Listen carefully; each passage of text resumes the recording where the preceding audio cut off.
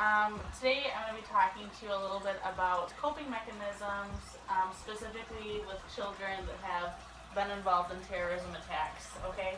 Okay. Can you explain a little bit about your job?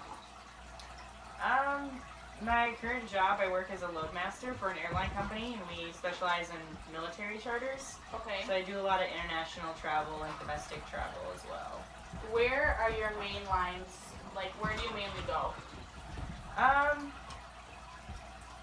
Pretty much anywhere there's troops that are deployed, and so that's kind of all over. Okay. Almost in every country you can think of, we have Okay. people. How does it affect your life at home? It's hard because I don't really have much of a home life. I work a lot, so Okay. most of the time I'm gone working. Okay. And how do you feel about your job in general? Do you enjoy it, or are you trying to get out of it? I enjoy it, but I'd like to find the next best thing, so I'm not traveling so much. And So you can have more of a home life? yeah, pretty much. Okay. Have you ever felt, or do you ever feel like you might become involved, or that your risk is higher for becoming involved in terrorism attacks because of your travel? I definitely do feel that I have a higher risk of being exposed, Okay. just because I travel a lot and because I'm an American who travels a lot. So So you see personally on a level when you're in these other countries that people don't really, they don't necessarily like you. they don't like us? You know, not in most countries. You'll experience a lot of that. Okay.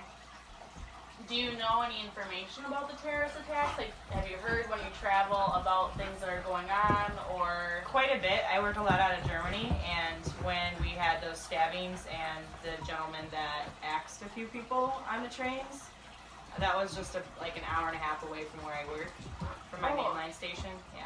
Okay. So I see a lot of stuff like that actually. Have you been involved in kids or anything when it comes to that? Like, did you see them or talk to them? Not personally, but they are around, just like adults, they're around.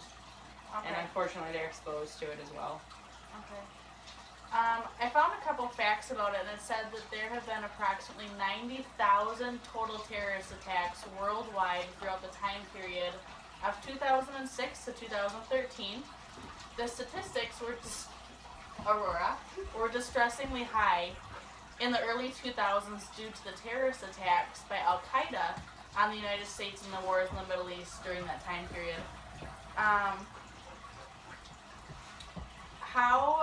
When you're in these other countries, how do you communicate with them?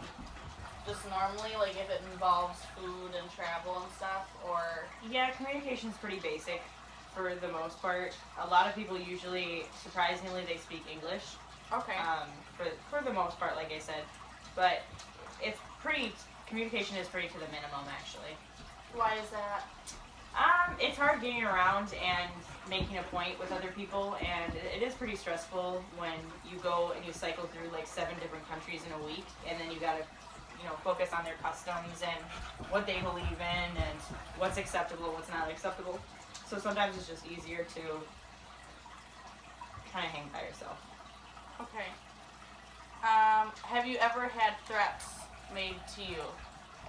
Surprisingly, I did on a train incident that I had when I was commuting from one station in Germany to another station in Germany. Okay. And, you can keep talking, sorry. yeah. And it was definitely uncomfortable, and I would not like to live it again. Can you explain a little bit about what happened?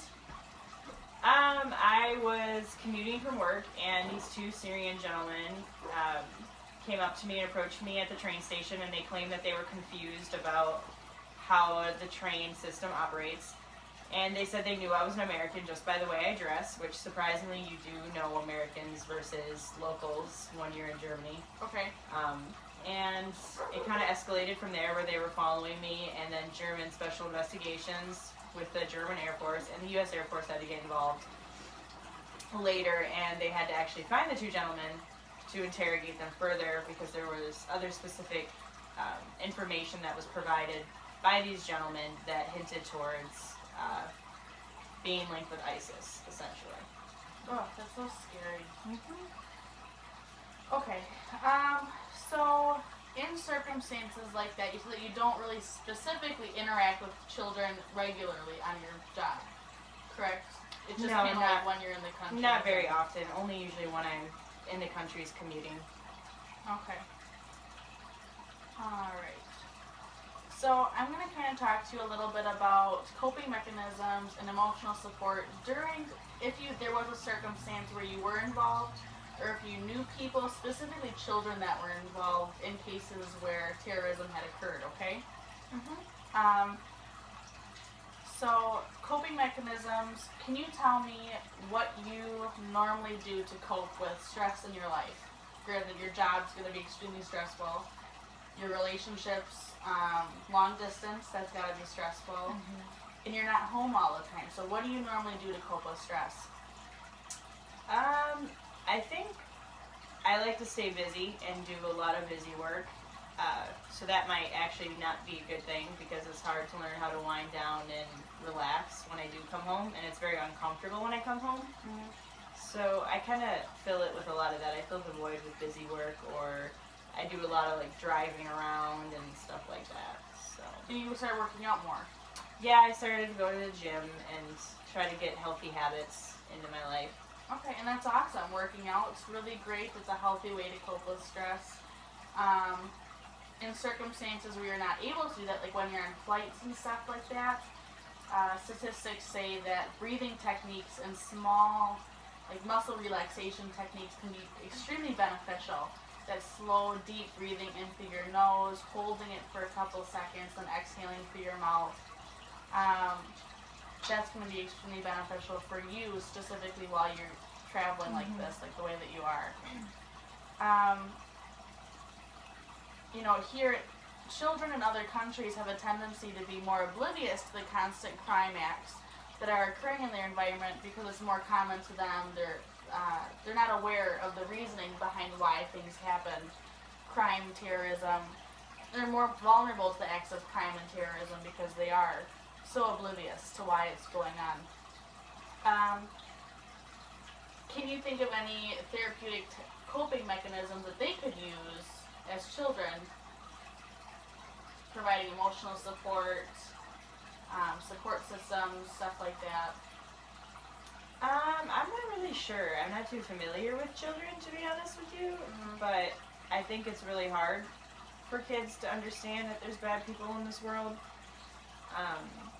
So I'm really not even sure how I would approach children in that situation because people do such unexplainable things.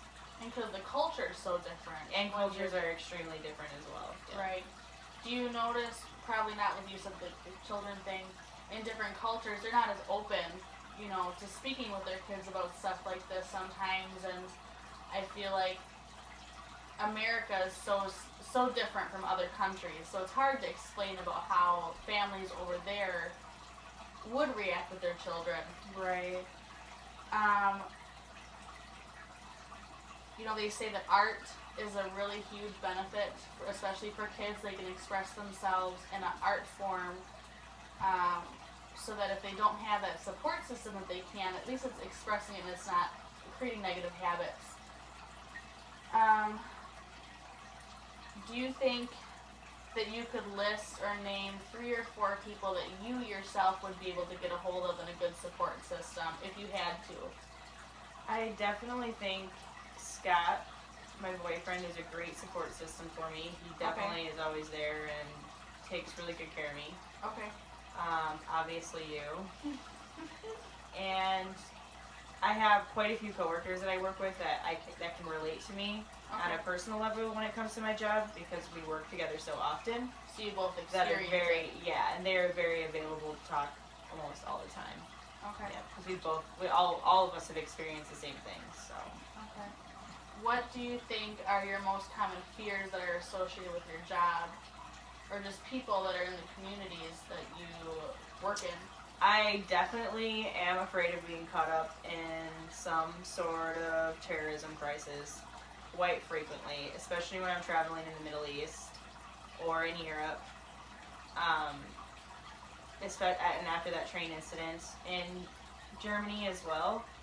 So I think that is one of my biggest fear is being caught in a bad place, in the wrong place at the wrong time kind of scenario, Okay. or being targeted, and that does happen. So I think that And would it be did my biggest happen. fear. Right? Yeah, and that's my biggest fear of being stuck in a situation where you're kidnapped, murdered, or Because Lord knows what else would happen. You said at one point that there was actually a guy that it happened to.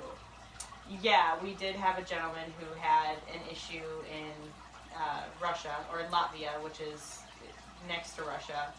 It's an Eastern European country that's primarily Russian for the most part. We did have an incident where one of our guys did get kidnapped and beat pretty badly. Actually, two of our guys got beat pretty badly when they were over there, so it happens. Do you feel like different coping mechanisms might be able to help you with that? You know, like say like without having the anxiety, as much anxiety when you go there. I feel like no matter what, when you go to these other countries, it's going to happen. But do you feel like knowing that you have people that you can talk to, like that can help you a little bit? That Yeah, you I have certainly a support feel that way. system. I certainly feel that way. A good support system definitely helps. It goes a long way. Okay, you have family and friends and stuff with that. Okay. Do you have any questions or anything? I don't really have any questions, no. Not at this time. Alright. I am going to close this off.